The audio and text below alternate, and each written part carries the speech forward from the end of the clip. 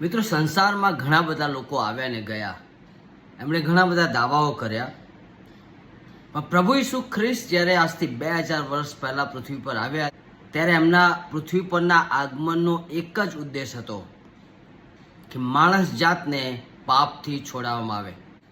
1 તિમોથી 1 અધ્યાયને 15મી કલમમાં ઈશ્વરનું વચન આ પ્રમાણે કહે છે, આ વાત વિશ્વાસનીય તથા સંપૂર્ણ અંગીકાર કરવા યોગ્ય છે. ખ્રિસ્ત ઈસુ પાપીઓને તારવા માટે, બચાવવા માટે, પાપ, શ્રાપ અને શૈતાનથી છોડાવવા માટે આ સંસારમાં આવ્યા. મિત્રો, આ દુનિયાનો દરેક માણસ જ્યારે આ પૃથ્વી છોડે છે ત્યારે એને એવી ઈચ્છા હોય છે કે સ્વર્ગમાં જાય.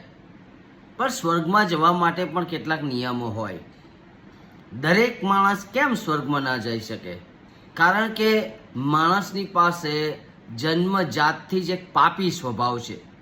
જ્યાં સુધી માણસની પાસે પાપ છે ત્યાં સુધી એ પવિત્ર ઈશ્વર સાથે મુલાકાત ના કરી શકે, કારણ કે ઈશ્વર પવિત્ર છે અને ઈશ્વર પાપને ધિક્કારે છે.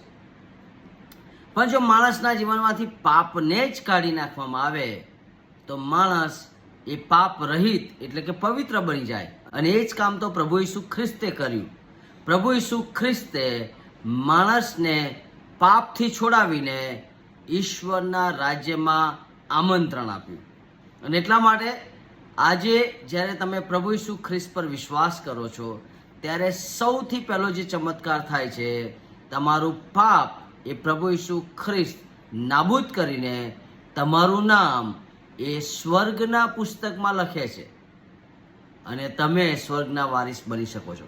સ્વર્ગમાં જવું એ આસાન બન્યું છે કારણ કે પ્રભુ ઈસુ ખ્રિસ્તે એ પાપના શ્રાપને નાબૂદ કર્યું છે.